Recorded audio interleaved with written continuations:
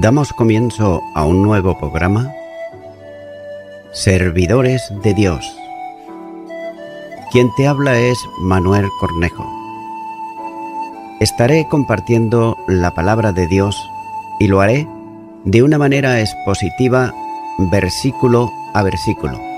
Y en esta ocasión será en la primera carta de Timoteo, capítulo 6 y versículo 19, donde dice: atesorando para sí buen fundamento para lo porvenir, que echen mano de la vida eterna.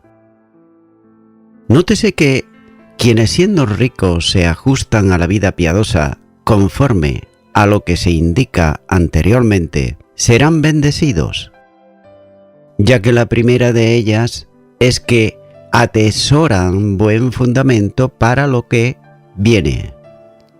Los bienes materiales, como dijo antes el apóstol Pablo, no son seguros, ya que pueden desaparecer con mucha facilidad, y es por eso que al practicar las buenas obras, aquí están relacionadas con la ayuda mutua, que atesoran valores eternos que no pueden desaparecer.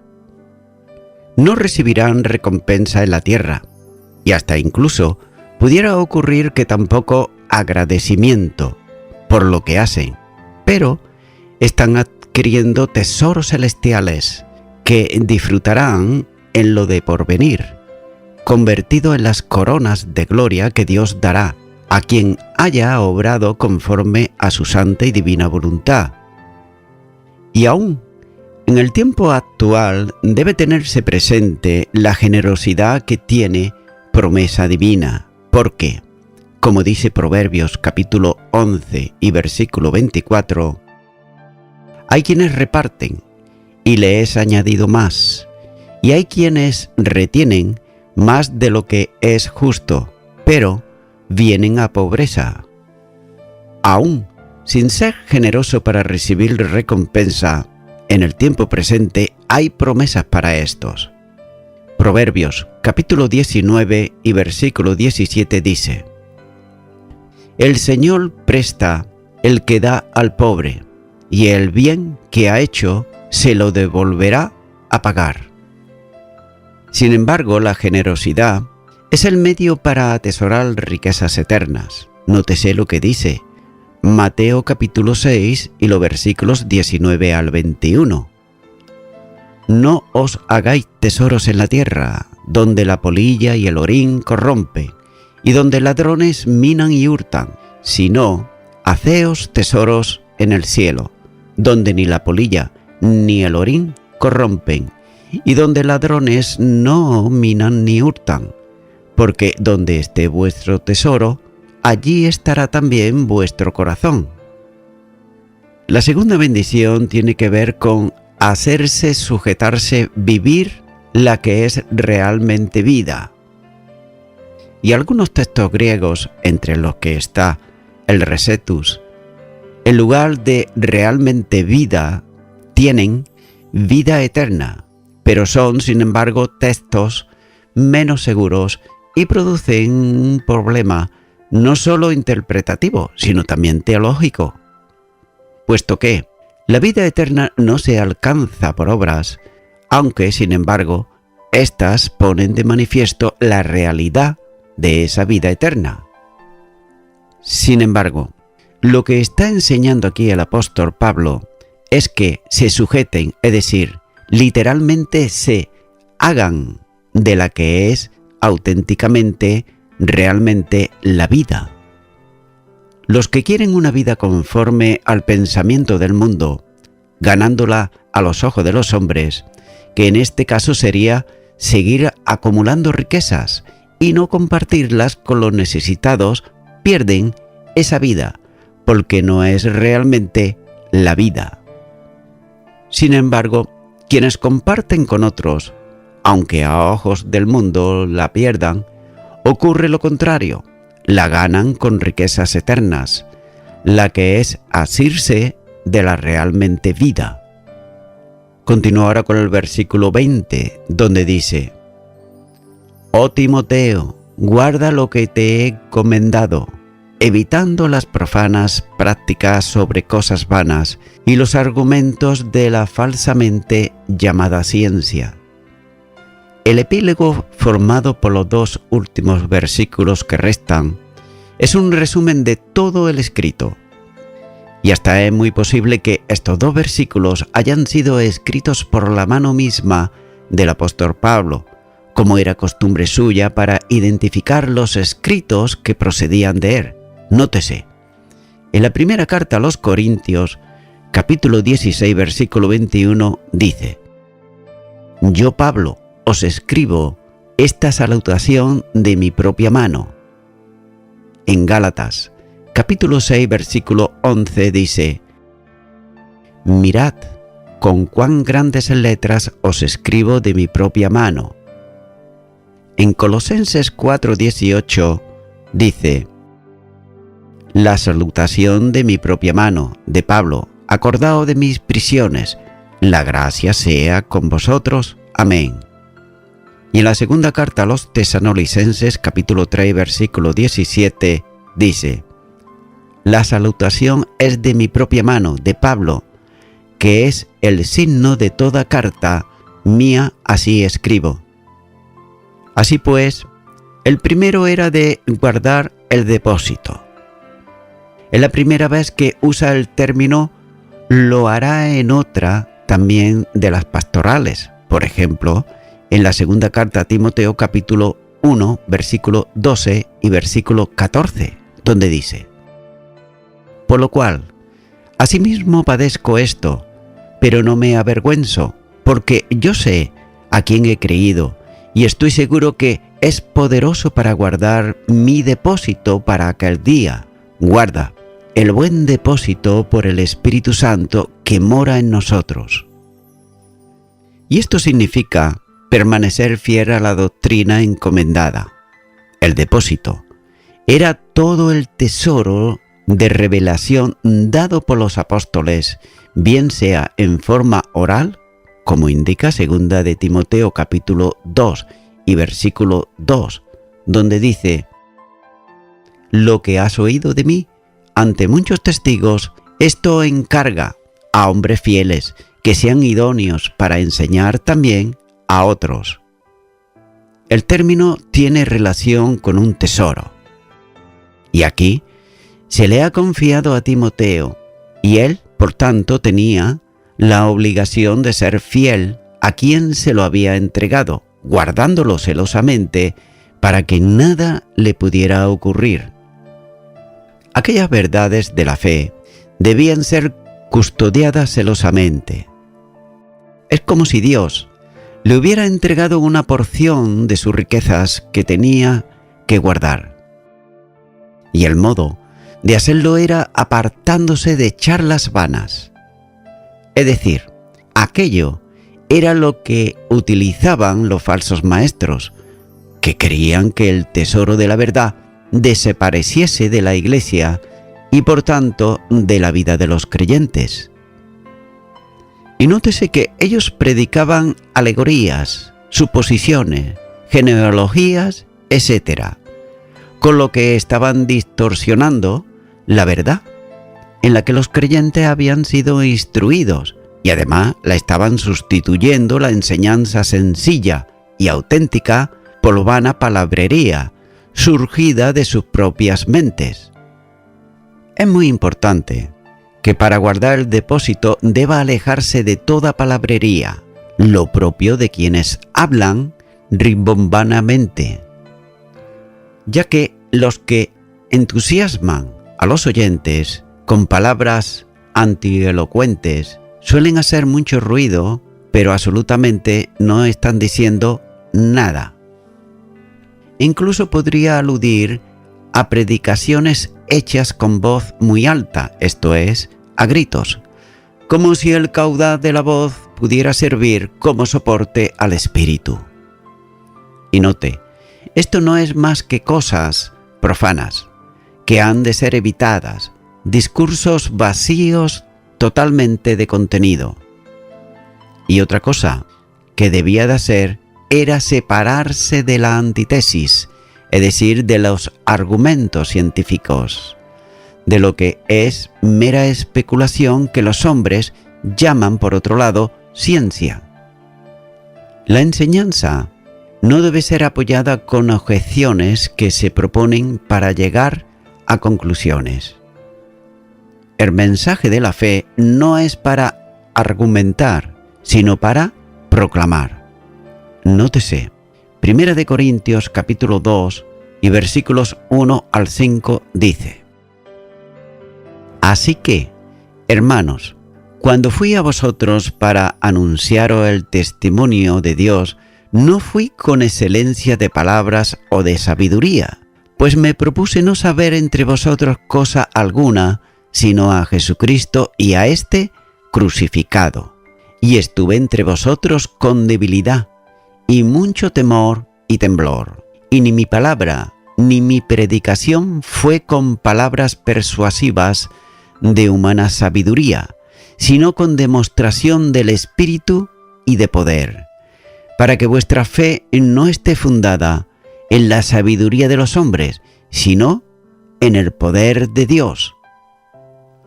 Una forma de predicación así carcoma como gangrena.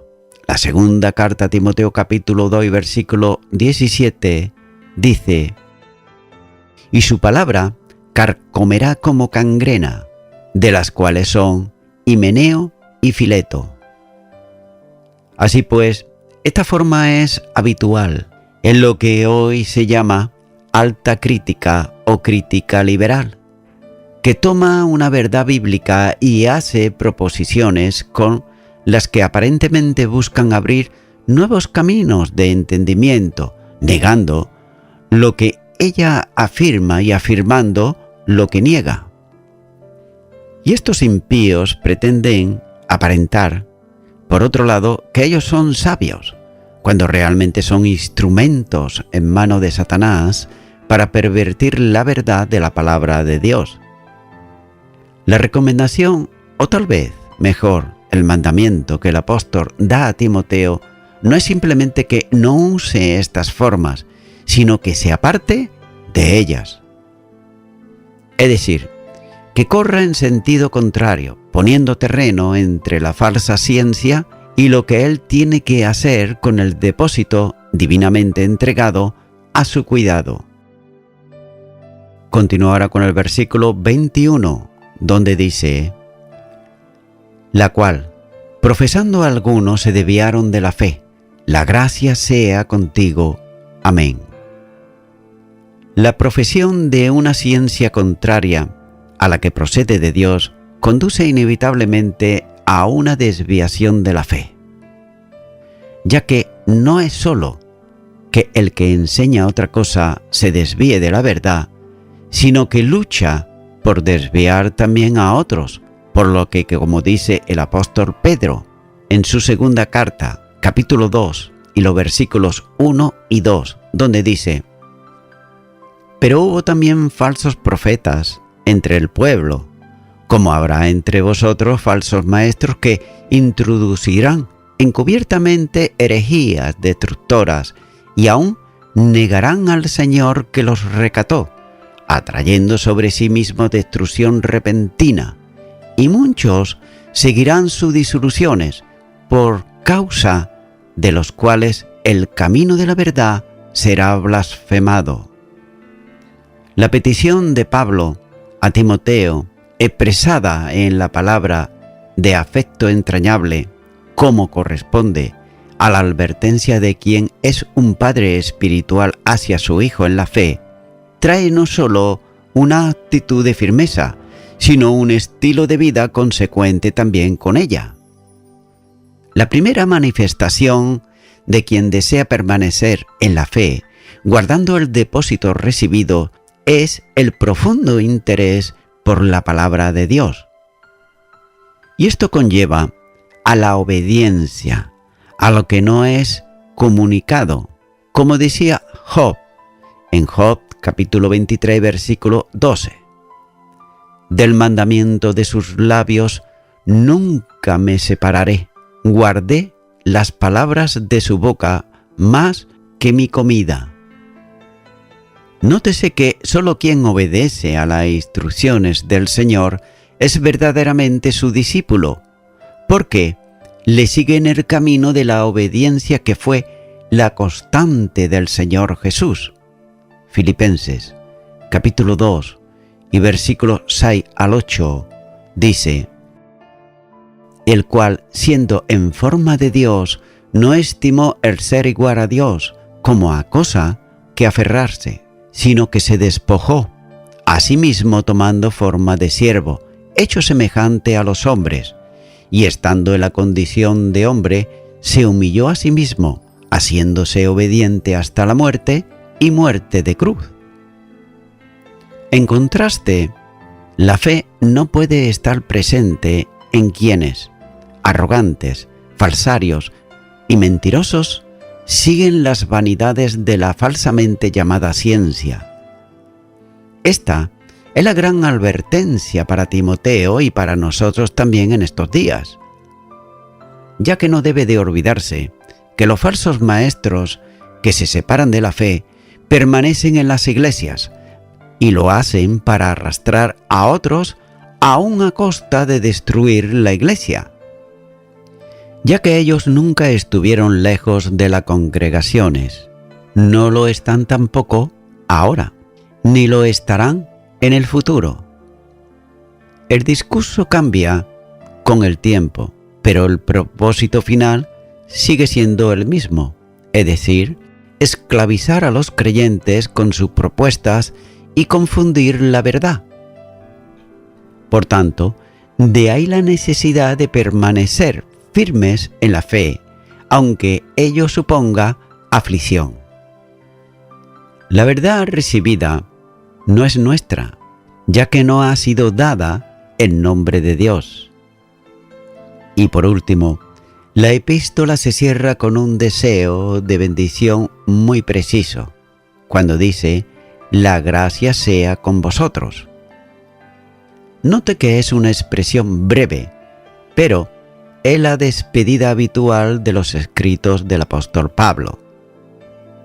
Pero también nótese que, aunque es ciertamente breve, no es menos grande, ya que la gracia, como don de Dios, se comunica al creyente por Cristo, y de ahí que en algunas otras salutaciones se acompañe el mediador de la gracia, que es el Señor Jesucristo, como por ejemplo Romanos capítulo 16 versículo 24, Gálatas capítulo 6 versículo 18 y segunda de Tesalonicenses capítulo 3 versículo 18, por citar algunos versículos, aunque hay algunos más. Así pues, la gracia es la expresión del amor divino, orientado a la salvación de los pecadores, presente en el plan de redención determinado en la eternidad. La segunda carta a Timoteo, capítulo 1 y versículo 9 dice: quien nos salvó y llamó con llamamiento santo, no conforme a nuestras obras, sino según el propósito suyo y a la gracia que nos fue dada en Cristo Jesús, antes de los tiempos de los siglos.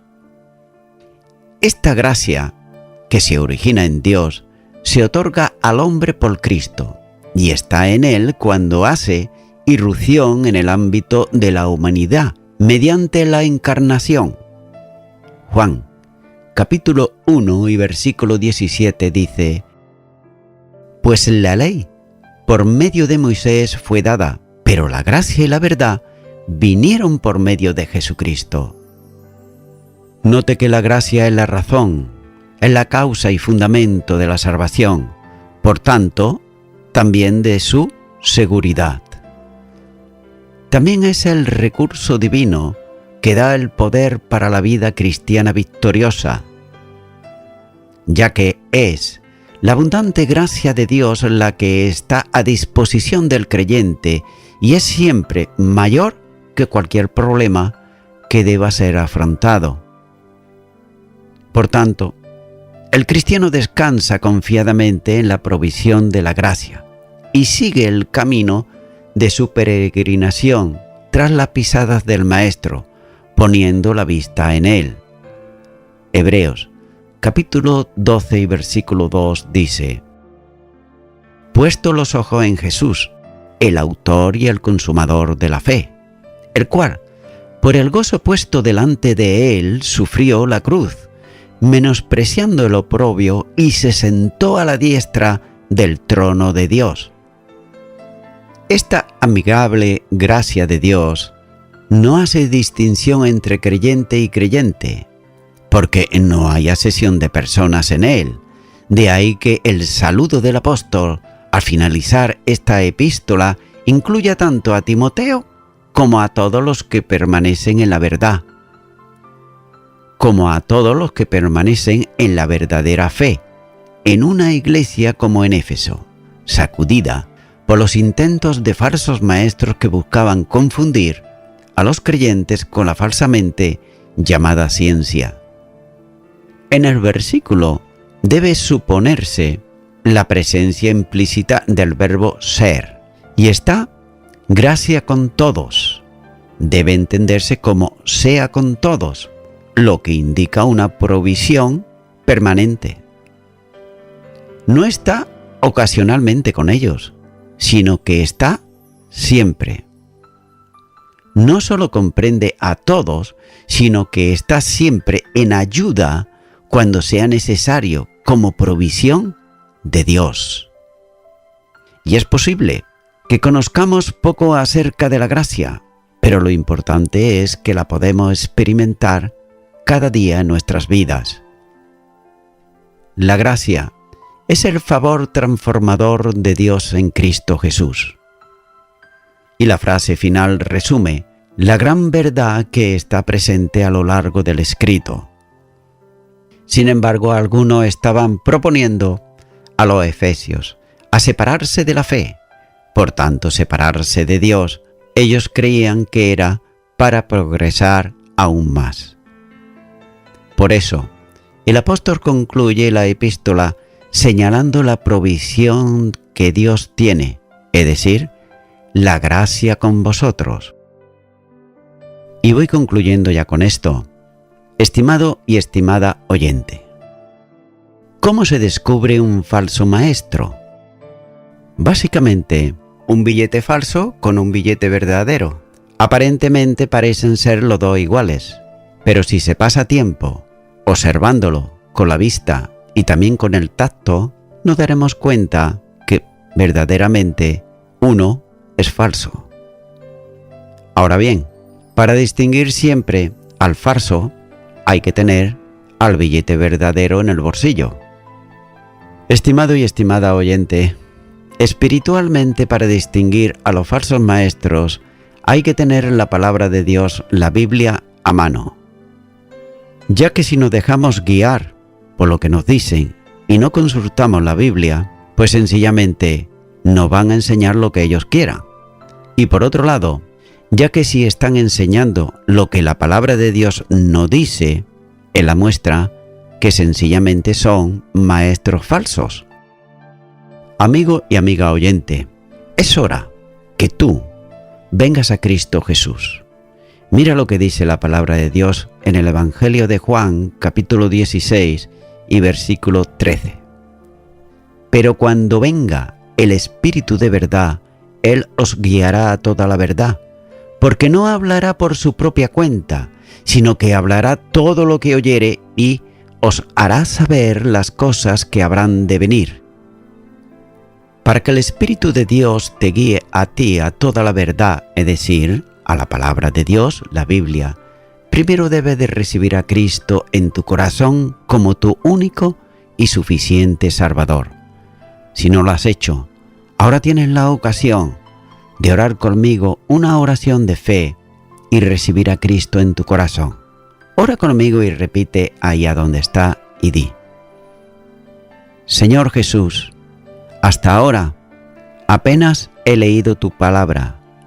Me he dejado llevar por lo que oía de los hombres solamente.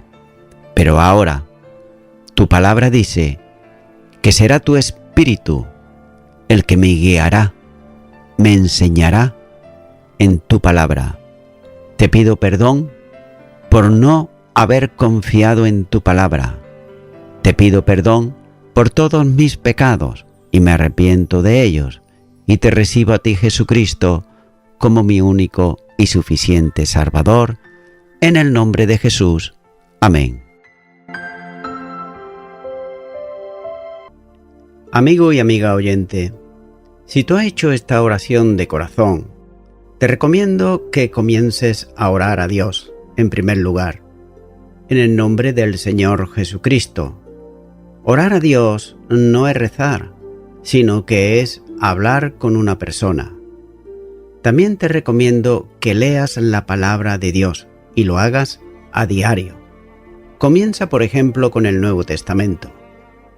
Y también, por último, te recomiendo que para que puedas crecer espiritualmente, te congregues en una iglesia cristiano-evangélica, donde se predique, se enseñe y se practique la sana doctrina y la palabra de Dios. Congrégate ahí y con el tiempo podrás crecer espiritualmente y también servir al Señor Jesucristo. Que Dios te bendiga.